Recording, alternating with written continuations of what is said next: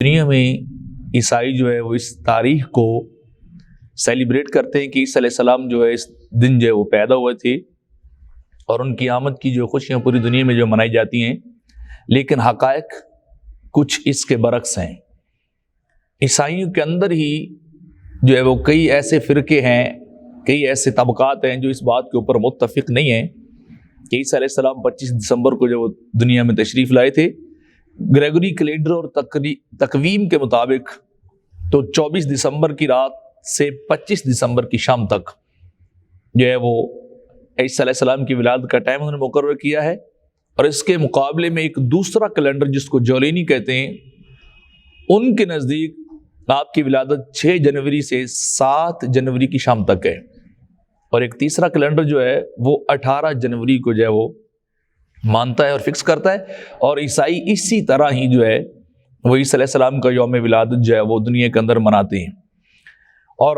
دلچسپ بات اس معاملے میں یہ ہے کہ بائبل کے اندر کہیں بھی مینشن نہیں ہے، کہیں بھی ذکر نہیں کیا گیا کہ عیسیٰ علیہ السلام کا یوم ولادت یہ ہے کہ 25 دسمبر ہو، بلکہ اس کے بارے میں کوئی تذکرہ اور کوئی چیز جو ہے وہ اس کے بارے میں ذکر نہیں کی گئی۔ تو یہ سب سے پہلے ٹیلسفورس ایک جو پادری تھا، اس نے 2 صدی عیسوی میں اس کی ابتدا جو ہے وہ کی تھی، اور پھر اس کے بعد نیکیا کونسل جو تھی عیسائیوں کی وہ منعقد ہوئی، اور انہوں نے پھر جو ہے وہ اس کو پس 325 عیسوی صدی میں جا کر انہوں نے اس کو جو ہے آفیشلی طور پر جو ہے وہ مقرر کر دیا کہ ہم 25 دسمبر کو جو عیسیٰ علیہ السلام کا یوم ولادت منائیں گے۔ اور مزے کی بات یہ ہے کہ اس ضمن میں کیا ہوتا کیا تھا کہ روم میں عیسائیت سے قبل جو سورج کے پیروکار تھے، پرستش کرنے والے تھے، وہ لوگ یہ 25 دسمبر کو سورج کا یوم جنم جو ہے جنم دن اور یوم ولادت جو مناتے تھے، اس کی پوجا کرتے تھے۔ تو چونکہ عیسائیت کے روم میں آنے سے قبل وہاں سورج کے پجاری تھے، سورج کی پوجا ہوتی تھی، تو انہوں نے عیسائیوں نے جو پہلے سورج کی پوجا کرتے تھے پھر دین عیسائیت کو قبول کیا، عیسیٰ علیہ السلام کو مانا، تو انہوں نے وہی دن جو ہے وہ مقرر کر لیا۔ یہ کیتھولک انسائکلوپیڈیا کے اندر یہ بات ہے کہ انہوں نے اس پر سورج والے دن کو عیسیٰ علیہ السلام کا مذہبی دن جو ہے وہ مقرر کر لیا گیا تھا۔ اس دن میں عیسائی کرتے کیا ہے؟ عیسائی جو اپنی دینی، مذہبی اور عبادات والی مجالس منعقد کرتے ہیں، خاندانی طور پہ اکٹھے ہوتے ہیں اور تقریبات کرتے ہیں۔ شاپنگ اس سے پہلے کی جاتی ہے اس کو سیلیبریٹ کرنے کے لیے، اور موسیقی، نغمے، فلمیں، ڈرامے دیکھے جاتے ہیں۔ اور اسی وجہ سے کہ جب عیسائیوں کے اندر کرسمس جو ہے اس کے بارے میں، اس دن یوم ولادت عیسیٰ علیہ السلام کے یوم ولادت کے بارے میں جب اختلافات پیدا ہوئے تو کافی عرصہ تک جو ہے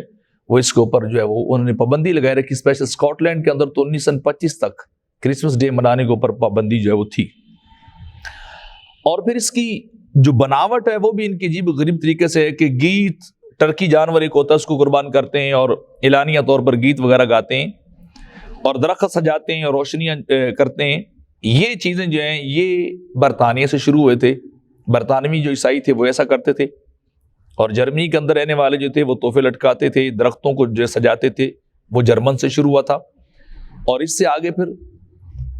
کرسمس کارڈ بھیجنے اور سانتا کلاز کا روپ دھارنا اور وہ افسانوی سے کردار کو لانا، یہ امریکہ سے جو مقبول ہوا تھا۔ اب اس کے بعد سب سے امپورٹنٹ بات یہ کہ کیا بینگ اے مسلم ہمیں بھی کرسمس منانا چاہیے؟ کیا ہم کرسمس منائیں یا نہ منائیں؟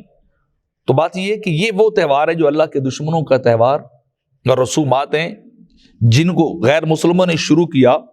اور خصوصی طور پر عیسائیوں کا عقیدہ یہ ہے کہ 25 دسمبر کو، چاہے انہوں نے جیسے بھی اس تاریخ کو مقرر کیا کہ 25 دسمبر کو اللہ کے بیٹے عیسیٰ علیہ السلام جو ہے وہ پیدا ہوئے، ابن اللہ پیدا ہوئے، نعوذ باللہ من ذالک۔ اگر ہم اس کو منائیں یا اس کو مبارکباد دیں، وش کریں یا کچھ بھی کریں، تو یہ ہمارا عقیدہ جو توحید کا قل هو اللہ احد لم یلد ولم یولد ولم یکن له کفوا احد کا ہے، یہ مکمل طور پہ ختم ہو جاتا ہے۔ یہ توحید کے بالکل برعکس ہے، اللہ کی وحدانیت کے بالکل جو برعکس ہے۔ اور عمر فاروق رضی اللہ تعالیٰ عنہ کا قول بڑا پیارا ہے، آپ نے فرمایا کہ اللہ کے دشمنوں کے تہوار اور رسومات کے موقع پر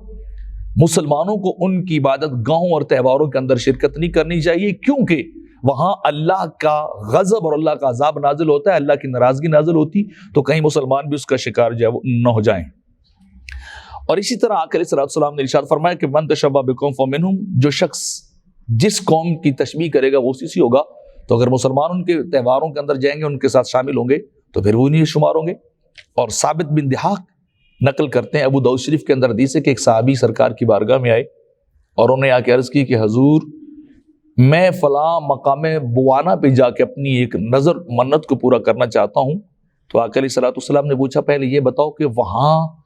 زمانہ جاہلیت کے اندر کسی بت کی پوجا تو نہیں ہوتی تھی؟ تو انہوں نے عرض کی کہ حضور نہیں ہوتی تھی۔